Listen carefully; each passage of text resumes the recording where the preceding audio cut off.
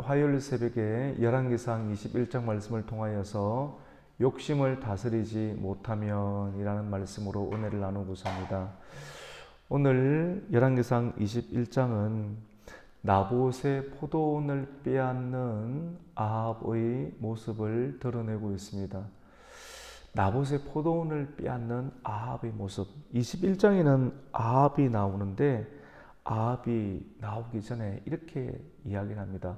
그 후에 이 일이 있으니라 라고 이야기를 하는데, 그 후에 20장에는 잠깐 소개를 드리면 어떤 내용이 나오냐면, 아합이 악한 왕이잖아요. 악한 왕인데 악한 왕임에도 불구하고 하나님께서는 아합에게 긍휼을 베풀어 주시고, 아합 그 자체를 너무 사랑하는 그런 내용을 떠나서 아합이 이스라엘 왕이기 때문에 하나님의 특별한 은총과 긍휼 가운데 그 이스라엘 나라와 아람과의 전쟁이 있었는데, 참 아람이 무지막지하게 이스라엘 나라를 이렇게 잡아먹으려고 하였을 때 하나님께서는 이스라엘 나라를 불쌍히 여기시고, 그리고 이스라엘 나라의 왕이었던 아합을 불쌍히 여기셔서 아합과 함께 해주셨어요.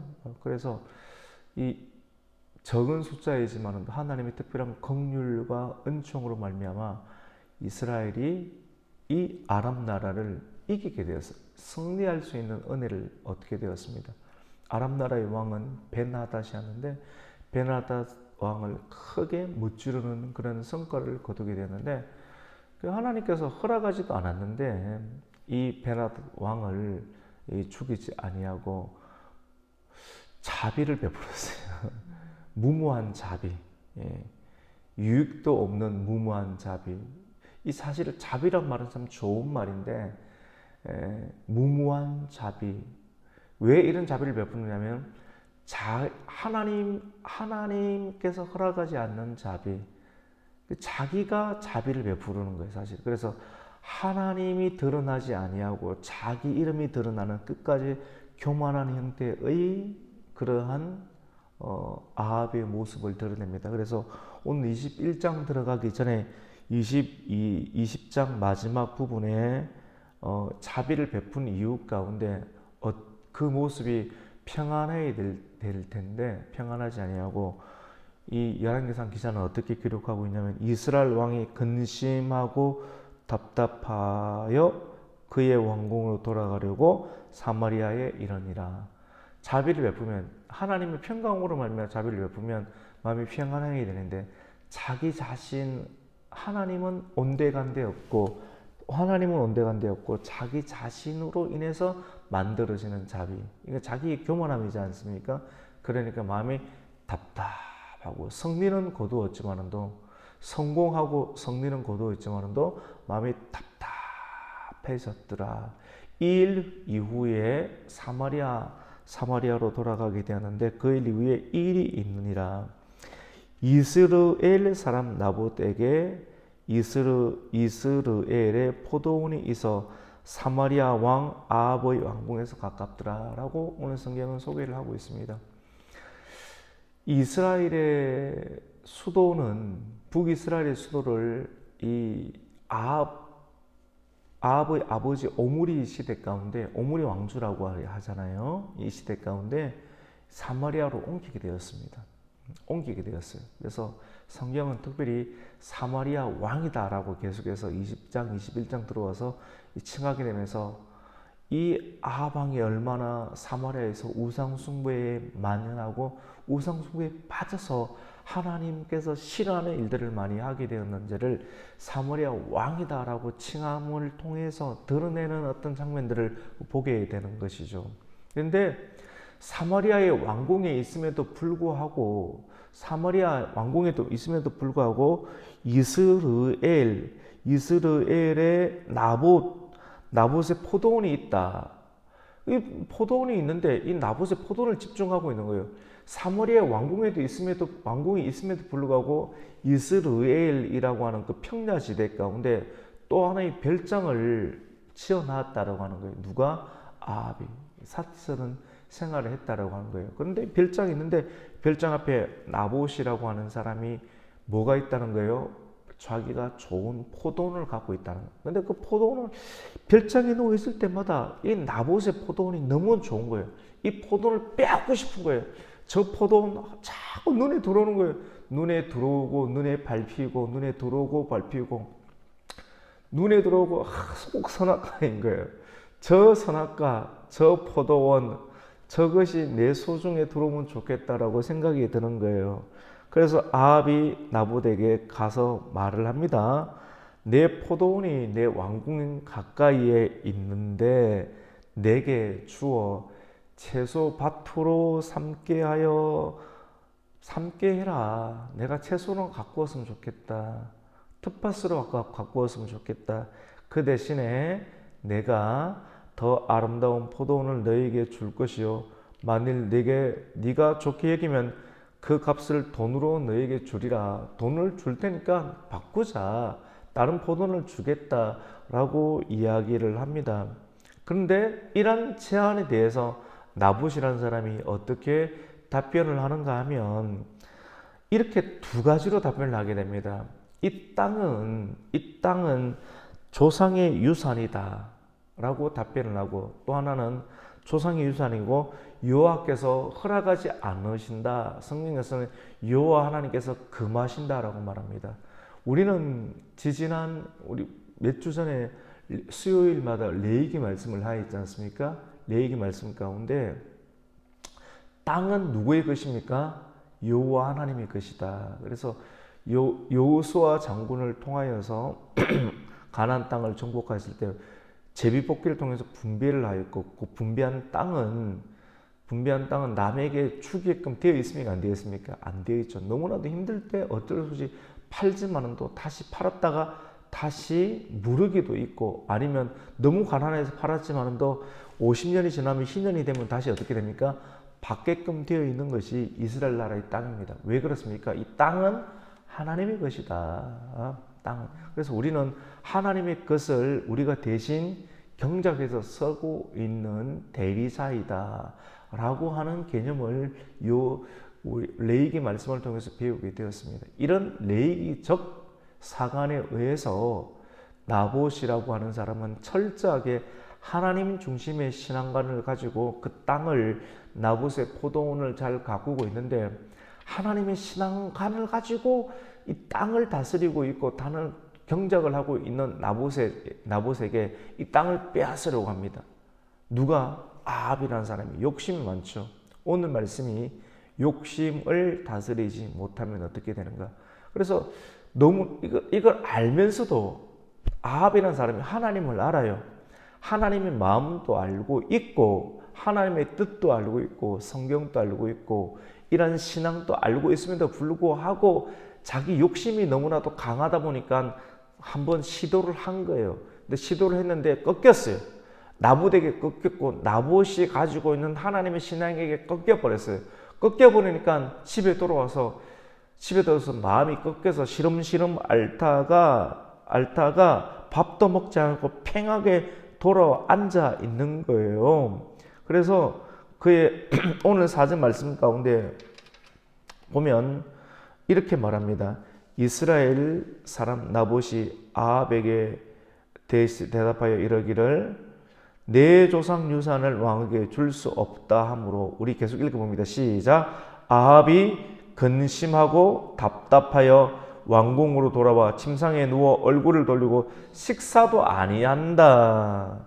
그러니까 그의 아합의 아내가 누구예요? 그 악독하기도 유명한 이세벨이 뭐라고 이야기를 합니까? 왕의 마음에 무엇을 근심하여 식사를 아니합니까? 라고 하니까 이세벨이라는 여자가 뭐라고 하는가 하면, 이스라엘 지방에 나봇이라는 사람이 있는데, 그 나봇이라는 사람이 포도원을 갖고 있는데 그 포도원을 내가 돈으로 준다고 해도 주지도 아니하고 다른 포도원을 준다고 해도 바꾸지도 아니해서 내가 너무나도 속이 상해서 내가 이제 밥도 못 먹겠다 하니까 이스라엘 이 이스벨이라는 여자가 하는 말이 당신 이스라엘 다스리는 왕이 맞소 이렇게 이야기하는 거예요. 그냥 뺐으면 되는 것이지 왕이 맞냐고. 진짜 못된 여자 아닙니까? 왕이 맞냐고 하면서 일어나 식사하시오. 마음 기쁘게 먹으시오. 이스라엘 나봇의 포도원을 내가 빼앗아서 내가 왕에게 드리리이다 라고 이렇게 장담합니다. 여러분 이런 안에 있었으면 좋겠습니까? 진짜 악독하지 맞죠? 어떻게 보면 요즘 사람들은 이런 사람이 있었으면 좋겠다라고 말할 수도 있을 거예요. 근데 하나님께서는 이런 여자를 악한 여자다, 어떻게 보면 사단의 화신이다라고 볼 수가 있습니다. 그리고 그 다음 날 어떻게 하냐면 아합은 왕이잖아요. 아합의 이름으로 편지들을 써서 아합의 도장을 딱 찍고 봉인을 하여서 그 성읍에 이스라엘 안에 살고 있는 이스라엘이라고 하는 동네가 있습니다. 이스라엘의 성읍에 살고 있는 나붓갓네살에 살고 있는 장로들과 귀족들이 있을 것 아닙니까? 그 사람들에게 어떻게 합니까? 편지를 보내요. 편지를 보내서 백성들 가운데 높은 곳에 앉히는 이유 가운데 돈을 주고 불량배를 사는 거예요. 오늘 10절 말씀 가운데 불량배를 샀다고 합니다. 불량한 사람, 깡패들 2명을 매수를 해서 마주 앉게 한 다음에 거짓 증거를 주는 거예요. 거짓 증거. 거짓 증거를 주는데 하나님을 저주했다. 하나님과 왕을 저주하였다라고 하는 이유가, 하나님을 저주하면 신명기에서는 돌로 쳐서 죽이는 법이 있지 않습니까? 그래서 하나님을 저주했고 왕을 저주했다라고 거짓 증언자가 딱 나오게 해서 돌을 쳐서 죽이게 했다. 그리고 그 장로들이 그걸 보고 맞다, 그래 했다라고 이야기를 하게끔 하니까 사람은 죽여버리는 거예요. 하나님을 사칭했죠. 거짓 증언했죠. 위정교사했죠. 이런 못된 일들을 해는. 그리고 그렇게 하고 난 다음에 어떻게 합니까? 그 나봇의 포도원을 사람이 죽어버리지 않습니까? 사람 죽었으니까, 내게 죽였으니까, 처리했으니까 나봇의 포도원을 빼앗으시오, 내려가시오 라고 하는 거예요. 그리고 제8계명 도둑질을 하는 겁니다. 여러분, 마음 안에 있는 욕심, 어떤 탐심, 욕심, 그것을 다스리지 못하면 결국 마음의 문제잖아요. 마음을 제어하고 마음을 통제하지 못하면 어떤 일들이 일어나면 사단의 충동을 받게 되는 겁니다. 오늘 성경에 나오는 사단의 화신은 누굽니까? 이세벨이에요. 이세벨의 충동을 받게 되는 거예요. 이세벨의 충동.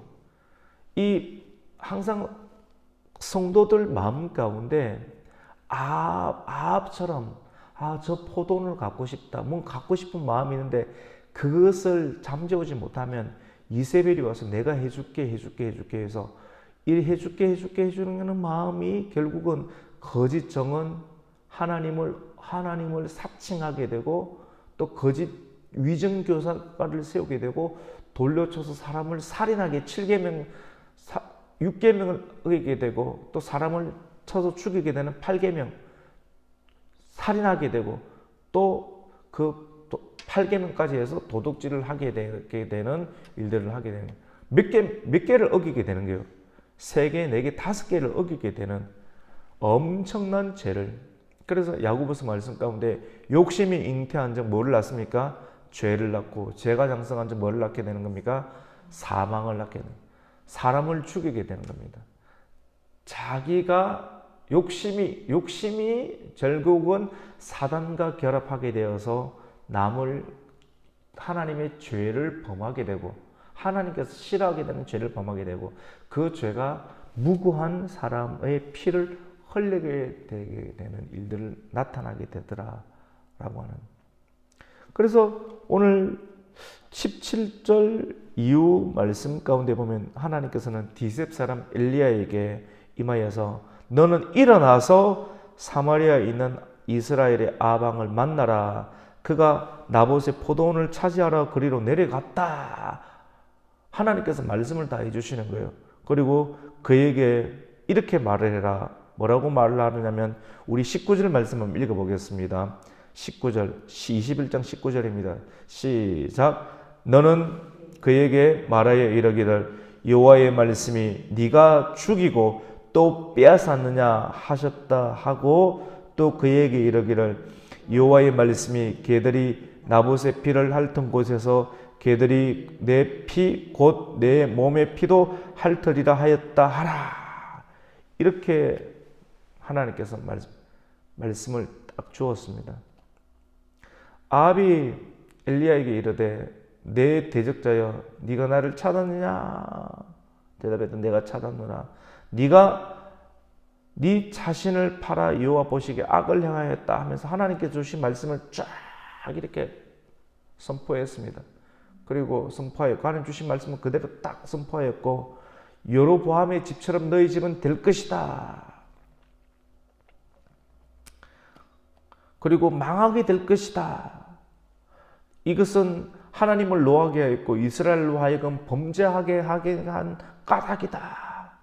그리고 너희의 아내 이세벨에게도 하나님께서 말씀을 하셨는데 개들이 이스라엘 성읍 곁에서 이세벨을 먹을 것이다. 그리고 24절에는 아합에게 속한 자로서 성읍에서 죽은 자들은 개들이 먹고 덜에서 죽은 자는 공중에서 새가 먹으리라 하셨다라. 이렇게 하면서 25절 말씀 한번 읽겠습니다. 25절 한번 읽습니다. 시작. 예로부터 아합과 같이 그 자신은 팔아 여호와 앞에서 악을 행한 자가 없으면 그의 아내 이세벨이 뭐 하셨습니까? 충동하였습니다. 충동하였다는 사단이 충동한다는 말을 쓰지 않습니까? 충동하였다. 이세벨은 거의 사단입니다. 사단. 충동하였다. 이 말을 딱 듣고 나서 이후의 말씀 가운데 보면 아합이 충격을 받고 회개하였다고 말했습니다.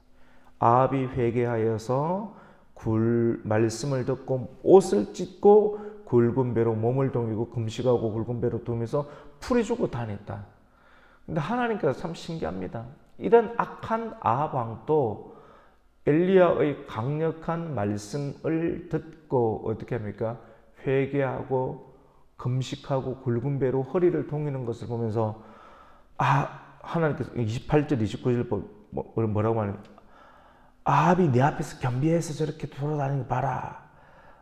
내가 아합이 저렇게 독한 아합이 그래도 말씀 듣고 회개하고 겸손하게 해다니는 거 보니까 내가 저희 시대에는 내가 죄악을 내리지 아니하고 저희 아들 시대에는 내가 저 집에 재앙을 내리겠다라고 하는 하나님의 심판을 유보하시는 장면을 보게 됩니다. 솔로몬의 시대에 재앙이 많았지만도 솔로몬의 시대에 재앙을 내리지 않아요. 왜냐하면 다윗을 보면서 솔로몬이 이후 가운데 그의 아들 가운데 재앙을 내리겠다 하셨던 것과 같이 아합의 시대에 내가 죄악을 내리지 아니하고 아합의 아들의 시대 가운데 죄악을 내리겠다. 하나님께서는 아무리 악한 왕이라도 회개하고 엎드리는 모습을 보면 마음이 약해져 가지고 하나님께서는 죄악을 바로 심판을 내리지 않는 모습을 보게 됩니다. 우리가 오늘 이 말씀을 통해서 결국은 아합 왕도 이대를 넘어가지 못하는 것 아니겠어요? 다 멸망당하는 것이 죄를 가까이 하고 욕심을 가까이 하고 사단을 가까이 하는 인생. 결국 욕심이 잉태하여 죄를 낳고 죄가 양성하여 사망을 낳느니라. 우리들 마음 가운데 욕망을 다스리지 못하면 물건에 대한 욕망이든지 사람에 대한 욕망이든지 하나님께서 싫어하는 것들을 계속해서 욕심을 다스리지 못하면 사단의 충동을 받게 되고 그 충동은 결국 어떻게 되는 겁니까?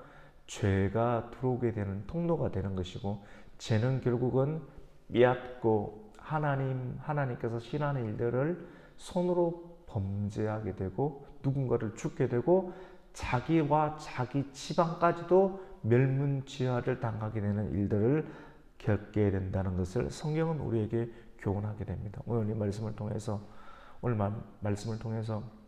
하나님께서 싫어하는 일들은 하지 않아야 되겠다. 근데 그게 쉽지가 않죠, 맞죠? 마음을 다스려야 되겠다. 쉽지가 않죠. 말씀밖에 없다라고 하는 것입니다. 말씀밖에 없다. 그래서 늘 말씀을 가까이 하면서 매일 말씀을 가까이 하면서 말씀을 통해서 욕심을 제어할 수 있는 성도가 되기를 예수님의 이름으로 축원합니다. 아멘. 하나님 아버지 감사를 드립니다. 아합은 큰 성리를 하나님의 특별한 섭리와 또 긍휼과 자비로 승리와 성공을 거두었지만 마음이 허전했습니다. 오늘날의 많은 사람들이 큰 성공을 거둔 이후에도 마음이 답답하고 허전해서 또 다른 일들을 벌이다 결국은 엄청난 죄에 빠져서 허전함을 달래려다 결국은 뭔가에 빠지게 되어서 비운의 안타까운 사람으로 낙마하게 되는 것을 보게 됩니다. 포도원 하나 때문에 사람을 죽이게 되고 또 잘못된 문서를 조작하게 되고 그것으로 인해서 사람을 죽이고 하나님을 비방하게 되고 결국은 하나님의 심판을 받게 되어서 아합의 가문은 완전히 멸망하게 되는 것을 보게 됩니다. 하나님, 오늘 이 말씀을 통하여서 우리의 마음을 지킬 수 있는 은혜가 나타나게 하여 주시옵소서. 말씀대로 살아가게 해주시고 겸손하게 살아가게 해주시고 성공 위주의 인생보다 말씀 위주의 인생을 통하여서 하나님 마음의 평강을 유지할 수 있는 하나님의 성도와 교회 되게 하여 주시옵소서.